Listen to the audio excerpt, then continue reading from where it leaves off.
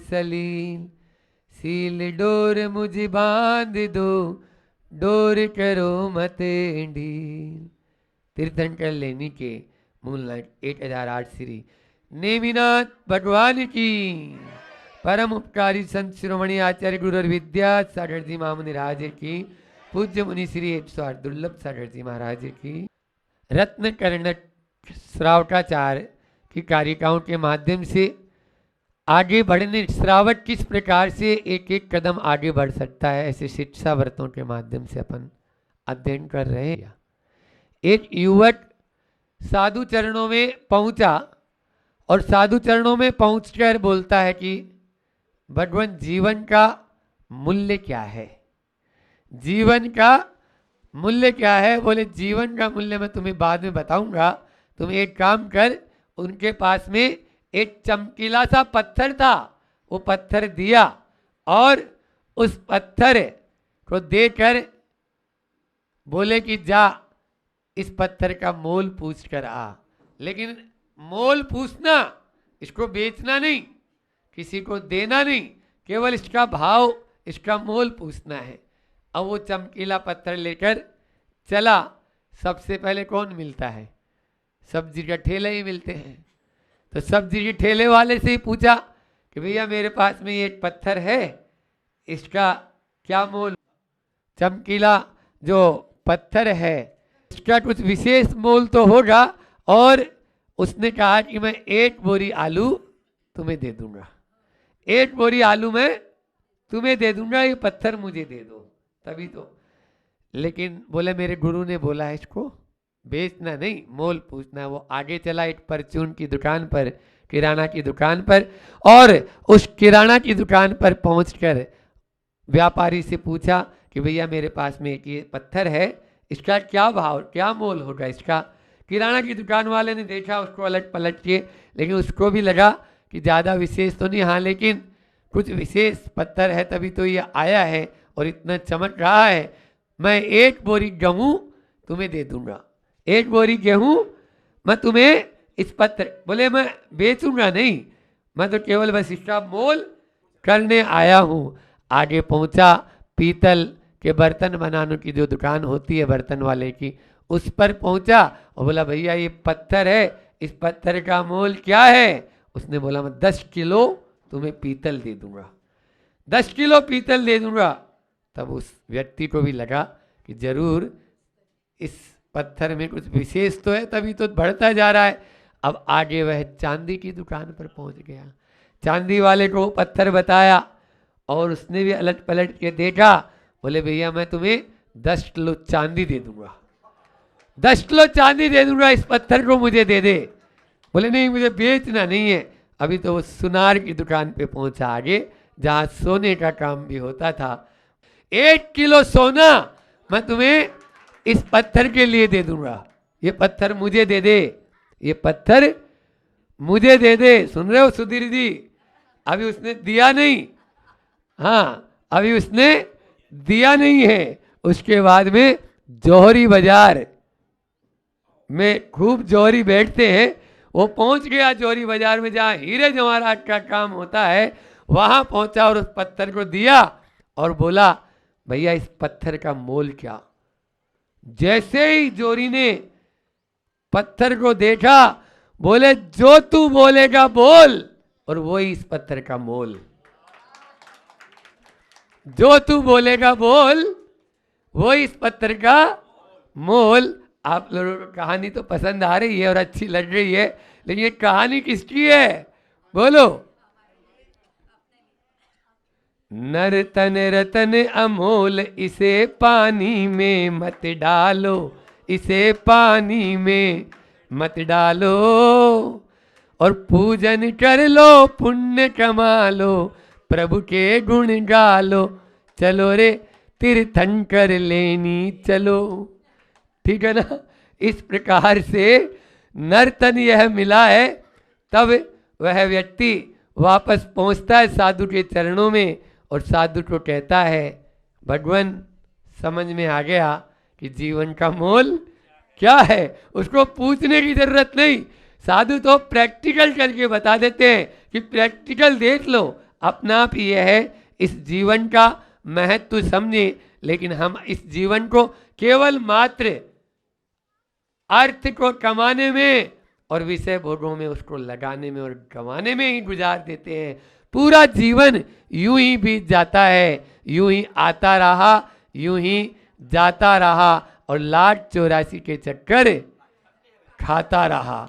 बोलो, लाख 84 के चक्कर खाता रहा। सम्राट सिकंदर जो 23 वर्ष की उम्र में विश्व विजेता बनने का जिसने इतिहास बनाया, वह जब मरणासन्न था तो उसने अपने परिचारकों और जो मेडिकल स्टाफ था, डॉक्टर्स वगैरह थे, उनसे कहा कि मुझे 24 घंटा जीवन दान दे दो, बस 24 घंटा मुझे जीवन दान दे दो, क्योंकि 24 घंटा में मैं अपनी माँ के पास पहुंच जाऊंगा, मैं तुम्हें मुंह मांगा इनाम दे दूंगा।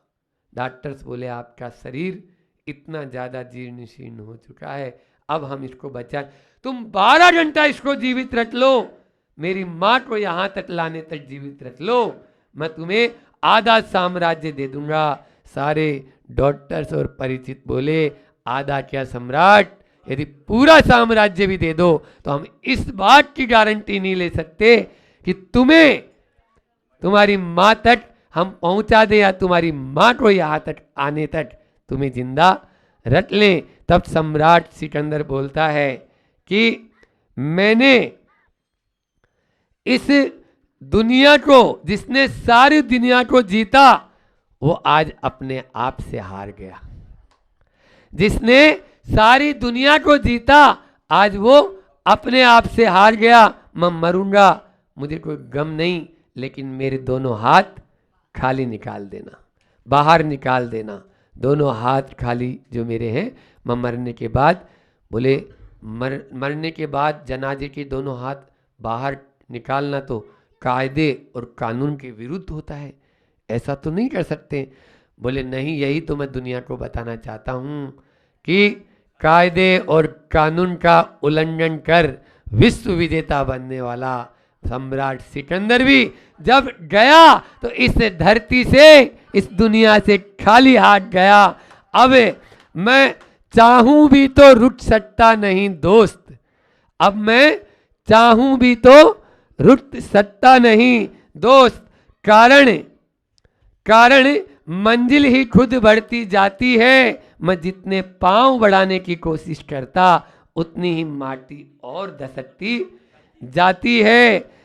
मेरे अधरों में गुला है हलाहल काला, मेरे अधरों में गुला है हलाल काला, नैनों में नंगी आमोद मुस्कुराती है राम नाम ही सत्य, असत्य सब कुछ। यही ध्वनि कानों से आ टकराती है, यही ध्वनि कानों से आ टकराती है। बस राम नाम सत्य है, लेकिन करें क्या, ये बात मुर्दों को सुनाई जाती है। क्यों पारस जी जिंदों को सुनाए तब तो और काम आए। बोलो, मुर्दों को सुनाई जाती है और मुर्दों को कभी भी सुनाने से लाभ नहीं है। जिंदे की समाधि होती है, मुर्दे की नहीं। जब तक हमारी चेतना, जब तक हमारा ये शरीर कार्य कर रहा है, इसका उपयोग कर लो। MBA बनना सरल है, लेकिन सुन रहे हो, MBA बनना सरल है, लेकिन इस जिंदगी को, इस जीवन को LMA बनाना कठिन है। एक है MBA और एक है LMA। LMA का मतलब है life management art, life management of art. इस जीवन को या प्रबंध करने की कला सबको नहीं आती है। 4 बात याद रखो तो जिंदगी जीते जी जन्नत बन जाएगी, मरने के बाद तो जन्नत मिलेगी ही, क्योंकि वो तो आप कहीं पे भी जाओ स्वर्गीय ही लगाना है, नाम के आगे स्वर्गीय ही लगेगा, कहीं पे भी जाओ, ठीक है ना। ये फिक्स है यहाँ पर। तो इसलिए जीते जी जन्नत बनाना है तो 4 बात कौन सी, कि वो 4 बातें हैं। जुबान को रखो नरम, जुबान को रखो नरम। इसीलिए तो भगवान ने जीभ में लोच दी है, दांतों को कठोर बनाया है। दांत कठोर है और जीभ मुलायम है, जीभ लचीली है, जीभ मुलायम। ये बोल रही है कि जुबान को नरम रखो। आप देखिए, और वैसे भी क्यों बहना आगे बैठी है, दांत पहले आते हैं जीभ, बोलो दांत पहले, जीभ। जब बच्चा पैदा होता है तो जीभ तो हमें जन्म से मिली, दांत बाद में आए, ठीक है ना। तो जीभ हमें पहले मिली है क्योंकि वह जन्म से ही आई है, और जब तक हम रहेंगे तब तक आपके साथ रहेगी। दांत बाद में आए हैं, हमारे भी हिलने लगे हैं, समझ में आई।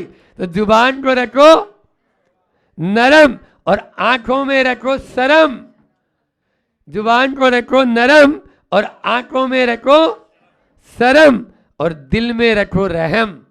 दिल में रखो रहम और जेब को रखो गरम। जेब को रखो गरम, तो आपका जीवन जीते जी यहीं पर जन्नत बन जाएगा, अलग से जन्नत की जरूरत नहीं है। इस प्रकार से अपने जीवन को धन्य करना चाहते हो तो आचार्यों ने बताया, हंसने का नहीं, कि 4 बातें अपने जीवन में, 4 प्रश्न रोज प्रतिदिन पूछा करो, है ना। हम लोग तो प्रतिदिन ये गाथा महाराज जी भी प्रतिदिन पढ़ते हैं, हम भी, आचार्य श्री जी भी, आचार्य श्री जी मुझसे प्रतिदिन सुनते थे जब उनके साथ रहते थे तब। तो कि मैं कौन हूं, पहला प्रश्न क्या, मेरा क्या है। दूसरा प्रश्न क्या है, मेरा क्या है। तीसरा प्रश्न है मुझे क्या करना है, और चौथा प्रश्न है मैं क्या कर रहा हूं। ये 4 प्रश्न प्रतिदिन अपने आप से पूछोगे, जीवन आपका धन्य हो जाएगा। मैं कौन हूं, को हम कि दृढ़ात्वत्या किम प्राप्य किम निमित्त कह इत्युह प्रत्यम नोचे दस्ता नेति मतिर्भवेत। अपने बुद्धि में रोज प्रतिदिन इन 4 प्रश्नों को रिपीट करो, बार बार बार बार। मुहुर मुहुर प्रेक्षा इति अनुप्रेक्षा। 12 भावना जो होती है ना, भावना का मतलब ही यही है, बार बार बार बार, क्योंकि आपको संस्कार डालने हैं, हमको भी संस्कार डालने हैं। अपने आप को संस्कार जब तक नहीं डालेंगे तब तक अपना ये जीवन धन्य नहीं बनेगा। आज इस जीवन को हम उन्नत करना चाहते हैं, अपने आप को LMA लाइफ मैनेजमेंट का यह फंडा कोर्स करने सीखने के लिए इंदौर से भी बहुत सारे लोग आए हैं।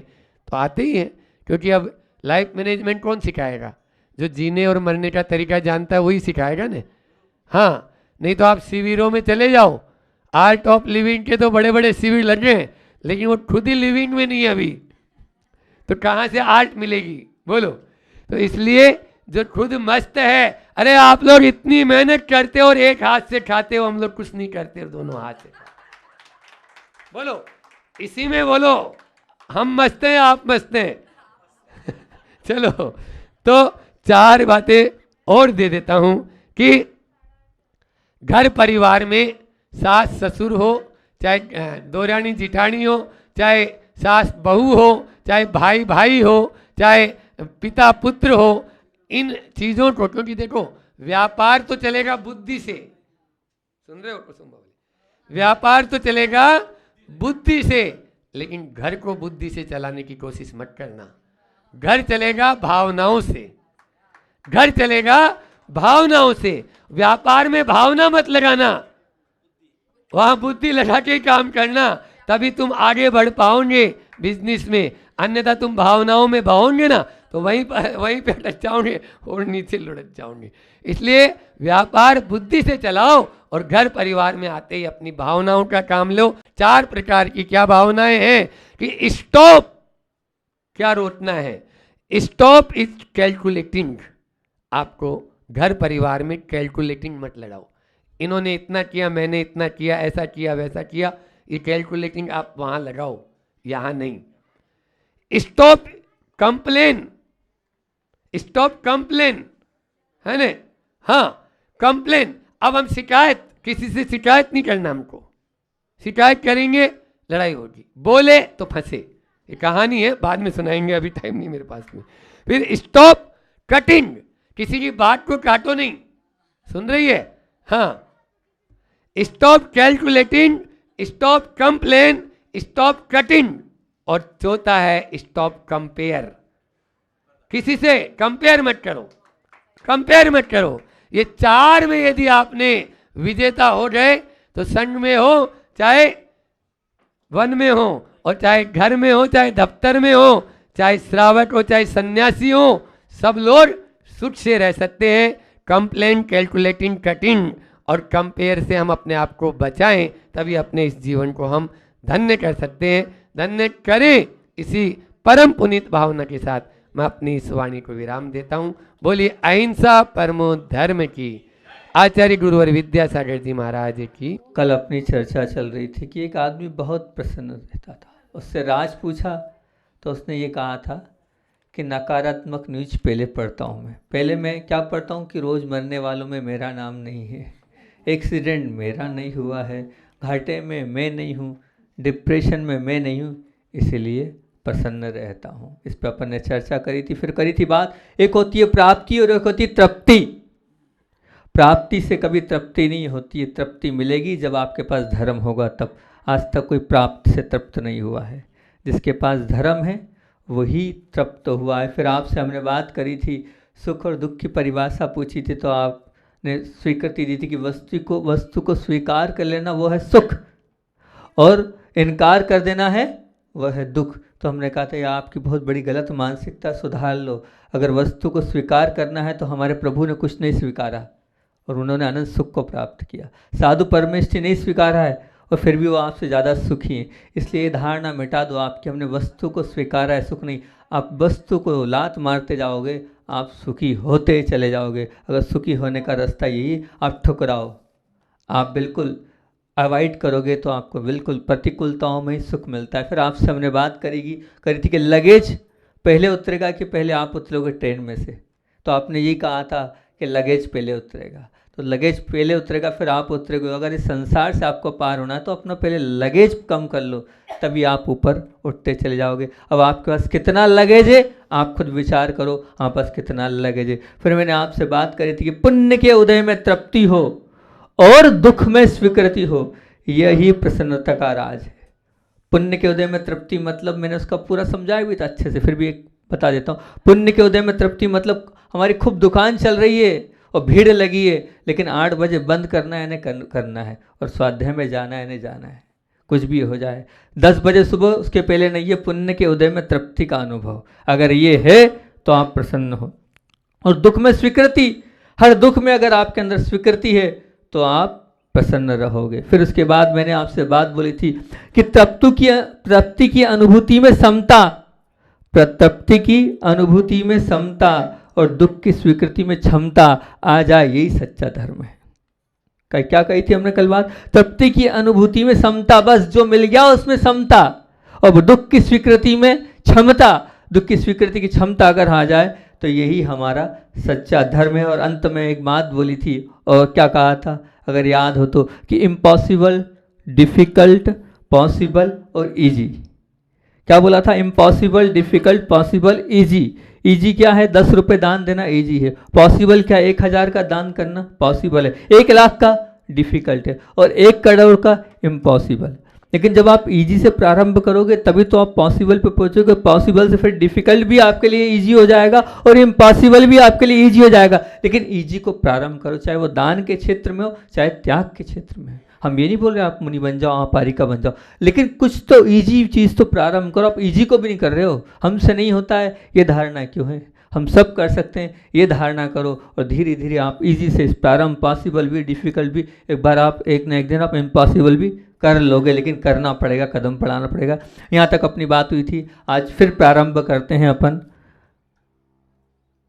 एक बहुत नाम सुना होगा कबीर का आपने, कवि, बहुत बड़े कवि हुए हैं कबीर। कबीर अपने पुत्र के साथ अपने घर पर बैठे थे।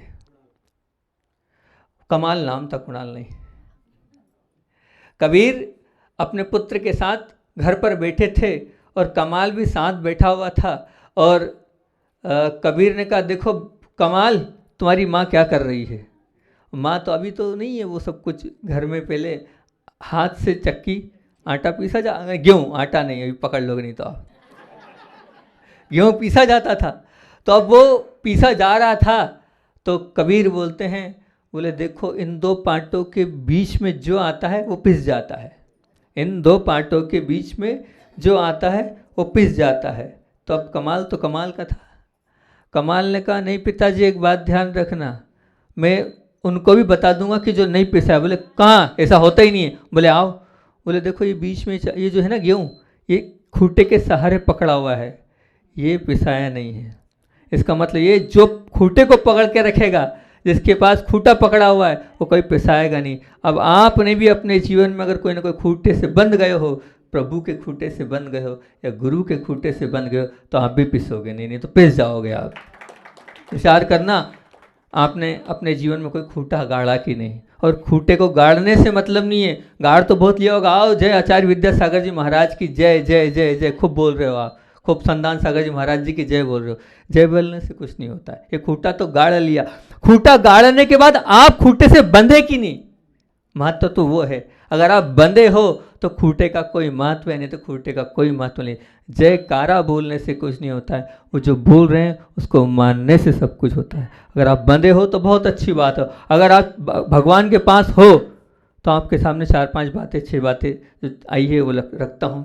वैसे उस पहले भी मैंने ये वाला बिंदु रखा था, फिर आज और चिंतन आया। तो अगर आप चाहते हो कि हाँ मैं बंधा हूँ और अपने जीवन को अच्छा बनाना चाहता हूँ, अपने जीवन को, मैं तो वही बात करता हूँ, जीवन को कैसे उत्कृष्ट बनाया जाए, जीवन को कैसे अच्छा बनाया जाए। तो सबसे पहली बात, अगर आपको अपने जीवन को बहुत ही अच्छा बनाना है और वास्तविकता में अगर आप खूंटे से जुड़े हैं, तो आपके जीवन में गुड एटीट्यूड होना चाहिए। गुड एटीट्यूड मतलब, गुड एटीट्यूड से तात्पर्य क्या है? राग देश जहाँ पर कम हो वही गुड एटीट्यूड है, गुड एटीट्यूड है। गुड एटीट्यूड का मतलब क्या? जहाँ राग देश वहाँ कम हो वही गुड एटीट्यूड है, वही धर्म का सच्चा मार्ग है। अगर वो नहीं तो राइट एटीट्यूड में हो सकता है राग देश हो सकता है, पर गुड एटीट्यूड में राग देश नहीं होगा।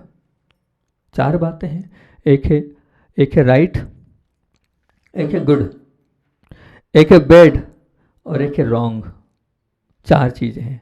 क्या क्या है? राइट, गुड, बैड और रॉन्ग। ये चारों बातें हैं। अब इन चारों बातों को हम समझने का प्रयास करें तो मान लीजिए आप किसी सब्जी वाले के यहाँ पहुंचे, अब सब्जी वाला तोल रहा है, सब्जी वाला कुछ तोल रहा है और तोलते तोलते मान लो उसने थोड़ा बहुत लगा आपको, अरे कम, क्या करता है, चिल्लाने लग गए आप। भले ही आपका राइट एटीट्यूड था, अरे भैया थोड़ा बहुत शांति तो रखो, और कर भी लिया तो क्या बिगड़ रहा है उसका? राइट एटीट्यूड है, लेकिन आपको अपनी इतनी तो व्यवहारिकता रखनी थी, लेकिन नहीं, आपने वह चिल्ला चोट कर दी। ये था आपका भले राइट एटीट्यूड, लेकिन मेरे हिसाब से वो ठीक नहीं है। फिर आपका बैड एटीट्यूड क्या था? मान लीजिए उन्होंने दिया और देने के बाद भी एक ज़्यादा रख लिया, या उन्होंने बोला 80 रुपये 75 कर लो, ये बैड एटीट्यूड।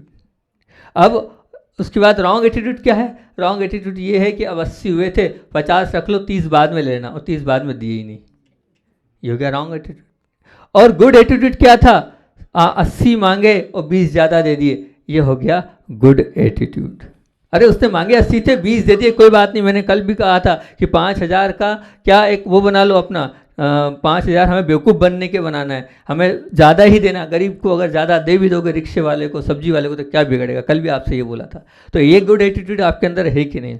नहीं, आप तो क्या है, कम तो नहीं दिया इसका ध्यान रख रहे हो, ज़्यादा मिल जाए इसका ध्यान दे रख रहे हो, कम पैसे देना इसका ध्यान रख रहे हो। ये सब क्या है? बैड एटीट्यूड है, रॉन्ग एटीट्यूड है।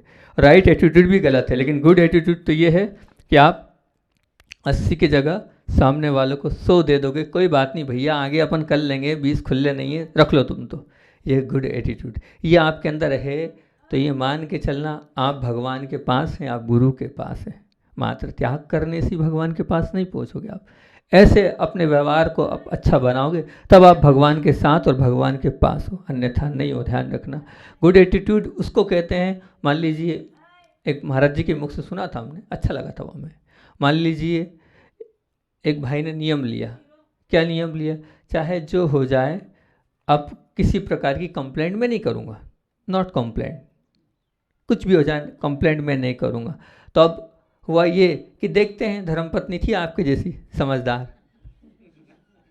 तो उसने कहा देखते हैं क्या होता है। 1 महीने तक लगातार, 1 दिन 2 दिन 4 दिन नहीं, लगातार 1 महीने तक चाय में शक्कर नहीं डाली, चाय में शक्कर नहीं डाली। और चाय में शक्कर नहीं डाली तो अब क्या होगा, आपका तो माथा गर्म होना चाहिए था, लेकिन उनका नहीं हुआ।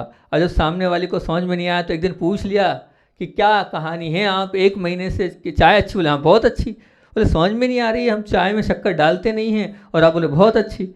तो उन्होंने कहा अभी मैं तो ये समझ रहा हूँ कि वो पत्रिका में आया था कि शक्कर इस एक पीने से क्या होता है, शुगर की बीमारी भी होती हैगी और एक प्रकार का जहर है, इसलिए तुम नहीं डाल रही होगी। ये गुड एटीट्यूड, यह है गुड एटीट्यूड। ऐसी सोच होना चाहिए कि वो शिकायत का कोई मौका नहीं। गुड एटीट्यूड वाला कभी कंप्लेंट नहीं करता है, कभी शिकायत नहीं करता है।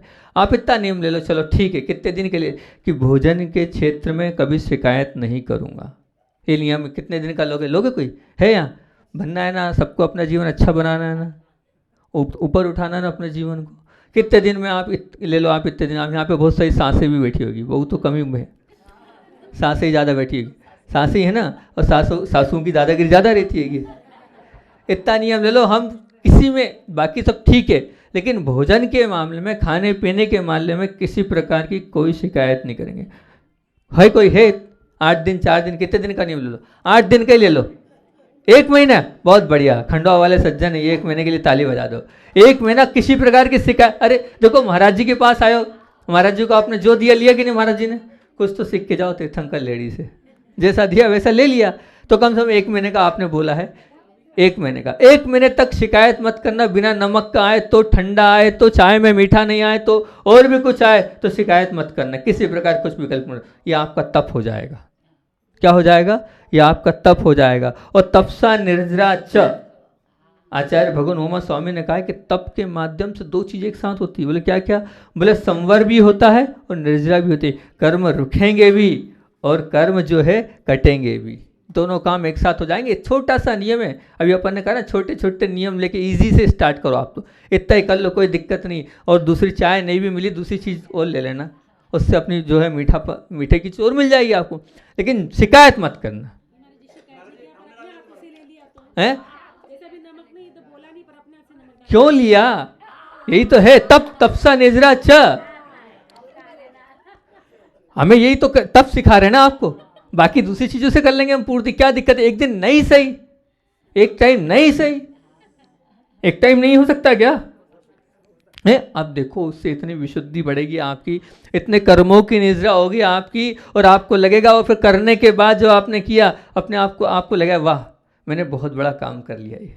और अगर मान लो नहीं हुआ ना, सुनना, अगर मान लो क्या होगा, आप उसी समय वही पोजीशन है कि उस पोजीशन, वही पोजीशन है कि नमक नहीं था, और उसी पोजीशन में मान लीजिए अब आपने बहुत अच्छे से ले लिया, बड़े मज़े से आप खा रहे हो, बिल्कुल ये कि मेरे कर्मों की निजरा विशुद्धि बढ़ रही। और उसी वक्त अगर मान लीजिए आपने बहू को डांटते, अपनी बच्ची को डांटते, जो भी था उसको डांटते, तो क्या होता? खुद का भी आदर और ध्यान हुआ, और सामने वाले को क्या पता कैसे डांटा आपने, उसको विकल्प कराया, उसको भी टेंशन कराया। तो अब ये क्या है? इससे तो यही स्पष्ट है कर्मों का बंद हो रहा है। मैं तो आपको कर्मों के तोड़ने का इलाज बता रहा हूँ। भले ही मांगोगे तो क्या होगा, नंबर तो कम हो, नहीं कि नंबर नहीं मिलेंगे, लेकिन कम मिलेंगे नंबर। अपने हाथ से डाल लिया तो कम मिलेंगे नंबर, और नहीं डाला तो पूरे नंबर मिलेंगे। पूरे नंबर लेना हो तो थोड़ा बहुत तो आपको करना ही पड़ेगा। और आप ये बताओ, विचार करना, अगर खा भी लिया नमक वाला तो कौन सा क्या हो जाएगा? कौन से 1-2 किलो खून बढ़ जाएगा? कुछ बढ़ जाएगा क्या? नमक वाला मान लो आपने हाथ से डाल भी लिया तो कौन सा बढ़ जाएगा? मैं कह रहा हूँ 1-2 किलो नहीं, क्विंटलों से पुण्य बढ़ जाएगा, क्विंटलों से पुण्य बढ़ जाएगा। आपने अगर हाथ से नमक नहीं डाला तो क्विंटलों से पुण्य बढ़ जाएगा, इतनी विशुद्धि बढ़ेगी। और डाल लिया तो 1 किलो नहीं, 1 कतरा खून नहीं बढ़ने वाला है। फिर काय को चिंता करना? तो ये गुड एटीट्यूड, शिकायत का मौका होने के बाद कंप्लेंट नहीं करना, ये है गुड एटीट्यूड। शिकायत का मौका है, दिख रहा है सामने वाले ने गलती करी है, हमारी आंख के सामने दिख रहा है, उसके बाद कंप्लेंट नहीं करना, इसको कहते हैं गुड एटीट्यूड। इसको कहते हैं गुड एटीट्यूड। आपको अपने जीवन को ऊंचा उठाना है, आपके जीवन को ऊपर उठाना है, तो आपको ये गुड एटीट्यूड अपने अंदर लाना होगा, तभी आप ऊपर उठ पाओगे। ठीक है ना? आप लोगों ने नियम लिया, सब लोगों ने पक्का 1 महीने तक भोजन में जो आएगा वो लेंगे, ठीक है ना। इतना कर लो आप तो कम से कम ये हम मानेंगे कि आपने अपने तप का एक छोटा सा तप लिया, इजी से स्टार्ट किया आपने, ठीक। बहुत अच्छी बात है कि यह है गुड एटीट्यूड। दूसरा गुड अट्रैक्शन, दूसरा है गुड अट्रैक्शन। अब गुड अट्रैक्शन क्या, मान लीजिए आप शादी में गए और शादी में गए और कोई मर्यादा वाले कपड़े पहने हैं, तो वहाँ आपको ये कहना चाहिए वेरी गुड, बहुत अच्छा। ये होता है सलीके वाला, कैसे व्यवस्थित कपड़े पहने इन्होंने। और कहीं दूसरा अगर दिखता है इस प्रकार के अभद्र कपड़े पहने हुए, तो आपको वही कहना चाहिए बिल्कुल ठीक नहीं है, ये हमारी संस्कृति के खिलाफ है। अब उल्टा हो रहे हैं, तो आपने बच्चों को कुछ नहीं बोल रहे हो, वहाँ की बात छोड़ो, आपने बच्चों को कैसे कपड़े पहना रहे हो, सोचो आप। एक इस कपड़े के ऊपर अच्छी बात याद आई, मेरे पास एक जबलपुर की फैमिली हैगी, वो आई, कटनी की फैमिली है, जबलपुर की। वो बालिका थी, शादी हुई, शादी होने के बाद बच्ची हुई, बच्ची होने के बाद ऐसे कपड़े उन्होंने पहनाए थे कि जो बिल्कुल अभद्र लग रहे थे। तब उनसे हमने कहा कि देखो ये ठीक नहीं है, आज आपने ये पहना दिए, कल को इसी प्रकार के कपड़ों की आदत लग जाएगी, ये इतने छोटे कपड़े ठीक नहीं है, बिल्कुल गलत है ये आप। तो बोले महाराज जी सबसे पहली बात तो क्या है, आजकल कपड़े मिलते ही नहीं है। मैंने कहा बहुत अच्छी बात है, ऐसे ही मिलते हैं और सबके बीच में हमें रहना है। तो उन्होंने कहा नहीं, आप भले सबके बीच में रह रहे हो, कल कोई आदत, बोले नहीं हमारी बच्ची बहुत समझदार है, बहुत व्यवस्थित है। अब मैंने कहा ठीक है, लेकिन अभी कम से कम आप यहाँ आए हो, चौका लगा रहे हो ना, आप यहाँ नहीं पहनाना, इतना तो कर लो कम से कम, इतना कर सकते हो, हाँ इतना कर सकते हैं, ठीक है। नहीं मानो हमारी बात, कोई नहीं मानेगा, गुरु की बात कोई नहीं मान रहा तो ठीक है, मत मानो भैया, इतना तो कर लो, हमारे बीच में कम से कम व्यवस्थित लाया करो। इतने छोटे का, भले वो छोटी हो 6-7 साल की, लेकिन फिर भी ठीक नहीं है, गलत बात। अब हुआ ये कि अगले दिन उस बच्ची को व्यवस्थित कपड़े पहना के लाए, मेरे सामने की बात है, वो बच्ची बोलती मम्मी कैसे कपड़े पहना दिए आपने, बिल्कुल भी अच्छा नहीं लग रहा है, मतलब अनईजी सा लग रहा है, गर्मी लग रही, ये हो रहा वो। अब देखो वही बच्ची है, मैंने कहा देख लिया, आपकी ही बच्ची, कल आप कहते हम जैसा रखेंगे वैसा रखेंगे, अभी देख लो क्या करिए, अब नहीं पहनूंगी मम्मी ऐसे कपड़े, अब क्या करना है बोलो आप। तो ये हम आपसे कह रहे हैं कि जहाँ आपको ऐसा दिखता है उस पर आप गुड बोलो, और जहाँ दिखता नहीं उसको आप गलत बोलो, चाहे अपने घर में हो चाहे बाहर हो, तब तो हम कहेंगे आपको गुड अट्रैक्शन के प्रति आपका लगाव है, अन्यथा हम समझेंगे कुछ नहीं है। जो व्यक्ति आपको उदार दिखता है तो आप कहो गुड अट्रैक्शन, उसके प्रति अट्रैक्शन से क्या उदारता है, दिन रात लगा रहता है। बहू अगर है अच्छी तो बिल्कुल आपको कहना चाहिए बहुत अच्छी बहू है, लेकिन कोई भी सास कहती नहीं है कि मेरी बहू अच्छी है, ये गलत है। आपको गुड अट्रैक्शन होना चाहिए, आप 10 लोगों से तारीफ करो अपनी बहू की कि मेरी बहू अच्छी है। अब जब होगी तभी तो, हर कमी, अब थोड़ी बहुत कमी तो हो सकती, आप कमी की ओर देख रहे हो, उसकी अच्छाई की तरफ नहीं देख रहे हो, उसने क्या अच्छा किया वो नहीं देख रहे हो आप, बस उसने क्या कमी करी है वो देख रहे हो आप, तो गलत बात है। अट्रैक्शन की तरफ, गुड अट्रैक्शन की तरफ आपका ध्यान होना चाहिए कि उसके अंदर क्या अच्छाई है, उस अच्छाई को हम अगर देखेंगे तो ये मान के चलना हमारा जीवन अच्छा होगा, उनका हो चाहे नहीं हो। अगर कोई उदार व्यक्तित्व है, कोई दान दे रहा है तो बिल्कुल आप तारीफ करो, लेकिन आप तारीफ नहीं करके उल्टा जल रहे हो, सामने वाले के दान पर आप क्या कर रहे हो, जल रहे हो।